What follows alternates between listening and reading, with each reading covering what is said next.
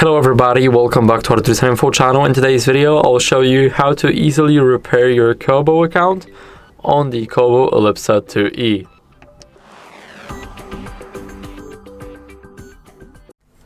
So first, what you guys need to do is you need to go over to More, now go to Settings, and here go to Device Information. As you guys can see in the advanced settings, you will see to repair your KOBO account. Now let's click Repair.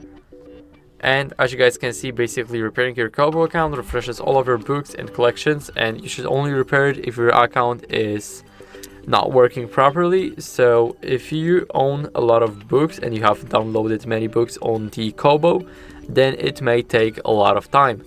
So basically do not do that unless your account is not working properly or something's wrong with it.